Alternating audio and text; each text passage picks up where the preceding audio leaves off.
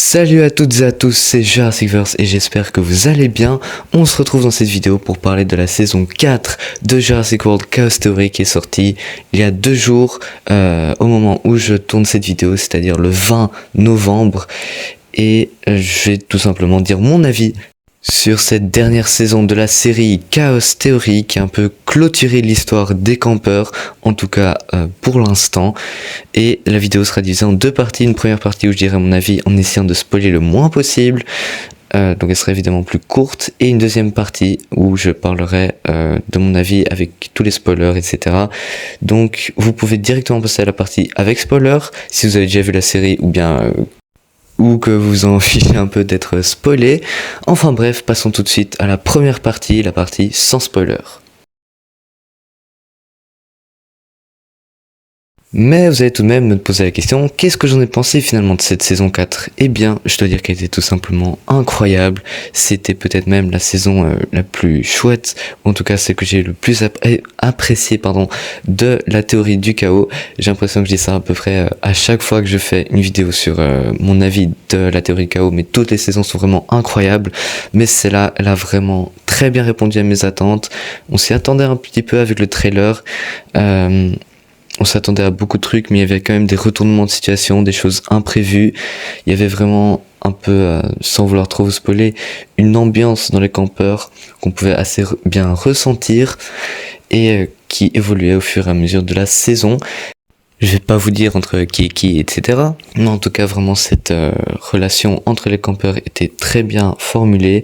Il y avait un assez gros focus dessus, je dois dire, mais ça me dérangeait pas vraiment. C'était même assez intéressant de voir ça.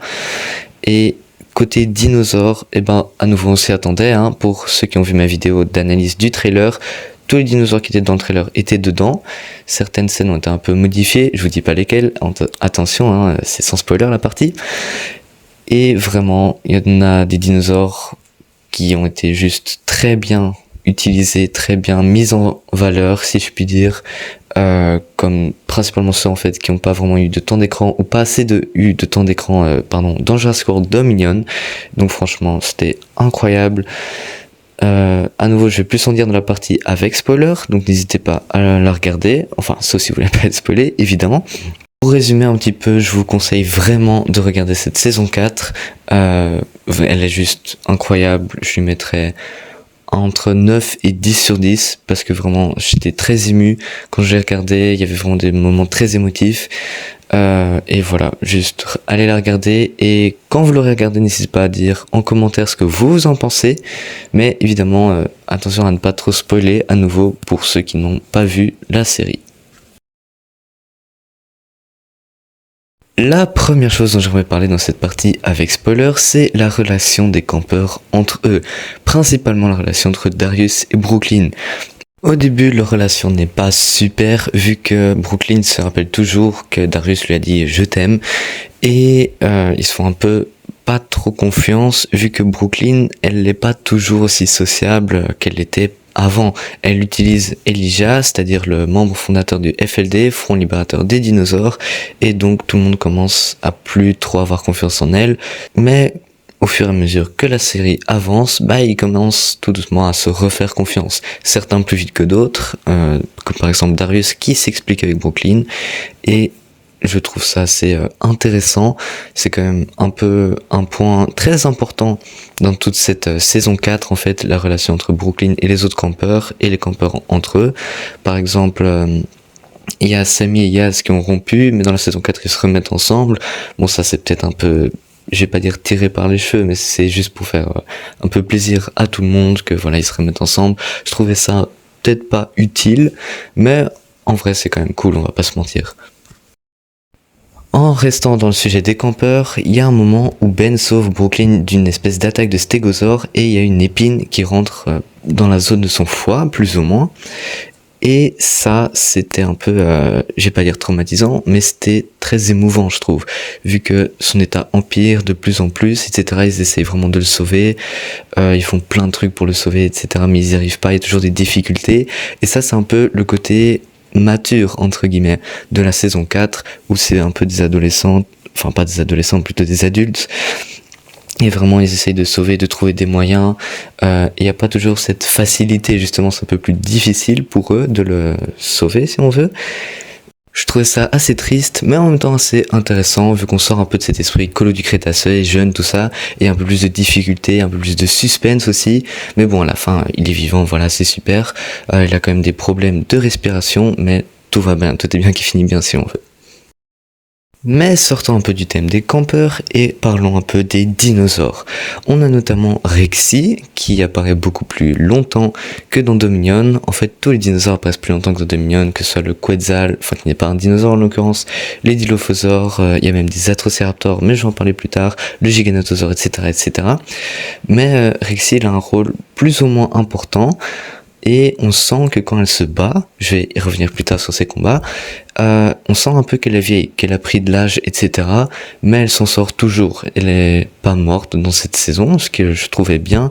Et je pense que si elle est morte, bah c'est paisiblement dans la vallée de Biosyn, pas dans un combat. D'ailleurs, en parlant de combat, on a eu le tout premier combat, on a vu le tout premier combat entre Rexy et le Giganotosaure, et c'est le moment où elle est sortie de sa sorte d'enclos, de sa zone de confinement, et elle s'est immédiatement battue avec le Giga qui est venu vers elle. Et comme vous le voyez ici, c'était un combat vraiment assez rapide et que le Giga a tout simplement dominé hyper rapidement.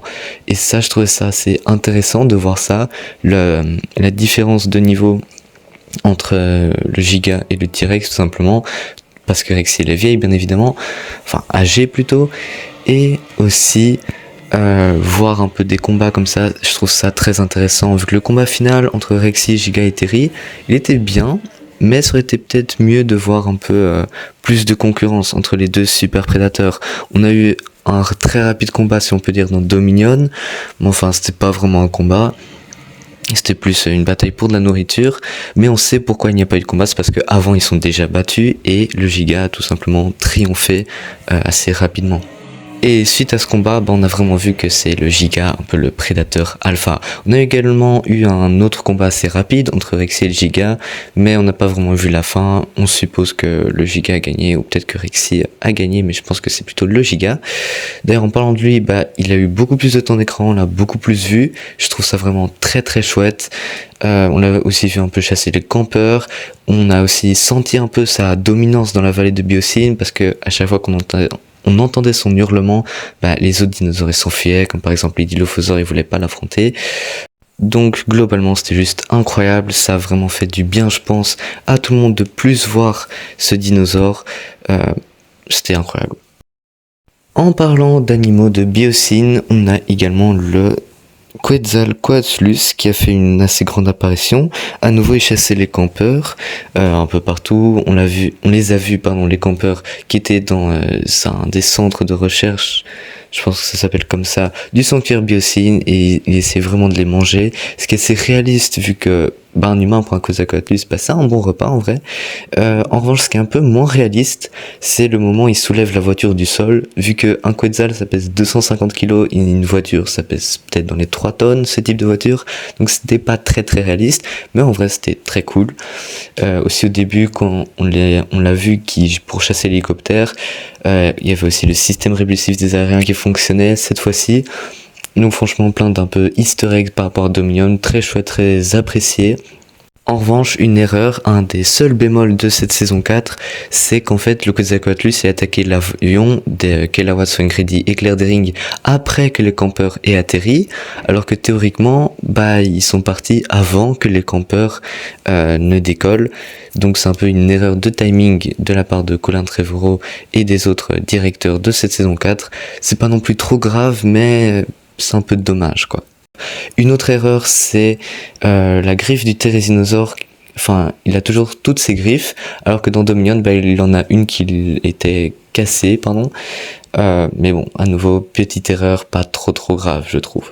Mais ça casse quand même un petit peu la magie de la série. Par exemple, on regarde ça, on remarque, et on se demande, ah oui tiens, il y a une petite erreur.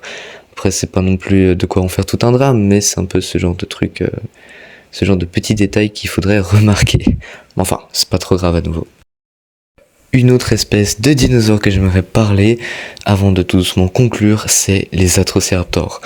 on a vu 6 nouveaux Atrocéraptors, 6 nouveaux skins, si je me souviens bien, d'Atrocéraptors, et franchement, ils sont juste hyper intelligents.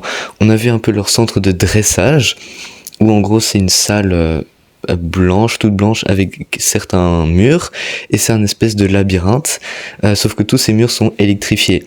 Et alors il y a 2 Atrocéraptors dans cette salle. Le premier commence à aller dans le labyrinthe pour essayer de trouver sa proie, un Compsognathus en l'occurrence, et continue son chemin à travers le labyrinthe. Il y en a un, il reste immobile, il se fait un peu taser par le mur, et puis il recule, et il se dit...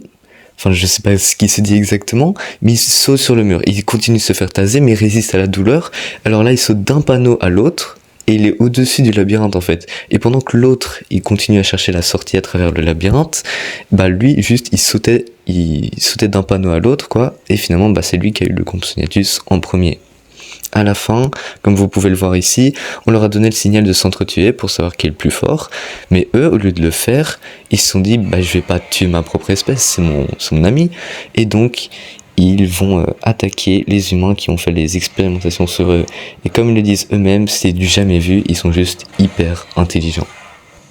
Vers la toute fin de la saison, il y a ces 6 Atrocéraptors qui ont réussi à s'évader, bien évidemment, avec leur intelligence vraiment incroyable, comme j'ai dit, et ils affrontent Rexy. Et ce que je trouve aussi très chouette, c'est qu'on voit Buck et Do, en tout cas 2 T-Rex qu'on suppose être Buck et Do, qui arrivent et qui vont porter secours à Rexy. Ça laisse place à quelques questions. Est-ce qu'ils sont déjà rencontrés avant ou pas? À mon avis, oui, puisque c'est quand même 2 super prédateurs, donc j'imagine bien qu'ils sont déjà rencontrés. Et je trouve ça très chouette de les voir encore plus. À nouveau, dans Dominion, ils étaient juste à la toute fin, mais là on les a vus un peu se battre contre les Atrocéraptors, et vous vous en doutez bien, gagner. Donc c'est vraiment plein d'easter eggs, comme ça, que je trouve juste très chouette. Il y a également eu le Dr Who qui disait aux campeurs qui voulait arrêter Biosyn avant qu'il ne soit trop tard. On a également vu on a plutôt entendu Dodgson crier quand il s'est fait attaquer par les Dilophosaures. Plein de petits easter eggs à Dominion que j'aime beaucoup. On a également vu le papa de Petit Doux, dans le sanctuaire Biosyn. Ils ont également retrouvé Petite Boss, je veux dire les campeurs. Bref, ils ont laissé là-bas dans le sanctuaire Biosyn. Mais on apprend que peut-être quelques mois plus tard, il y a toujours Darius et les autres campeurs qui travaillent au sanctuaire Biosyn pour aider un petit peu tous les bénévoles, si l'on veut, pour protéger les dinosaures, etc. Donc c'est un peu une conclusion que j'ai faite dans une autre vidéo qui disait ce qui s'est passé après dans le sanctuaire Biosyn, sauf que j'ai pas parlé des campeurs, mais en tout cas on apprend que voilà, le sanctuaire Biosyn est toujours dirigé par des bénévoles, comme j'avais un peu deviné. Pour conclure, je trouve que c'était vraiment une incroyable saison, que je lui mettrai une note d'à peu près 9,5 sur 10, et je vous conseille vraiment d'aller la voir, c'était vraiment incroyable. J'ai évidemment pas parlé de tout ce qui s'est passé, vu qu'il s'est passé plein de choses, donc vraiment, allez la voir, n'hésitez surtout pas. N'hésitez aussi surtout pas à liker la vidéo, à mettre un commentaire si elle vous a plu, ou bien si vous avez quelque chose à dire, n'hésitez surtout pas à vous abonner, c'est le plus important. Enfin bref, c'était Jurassic Verse, je vous dis à la prochaine, bye bye.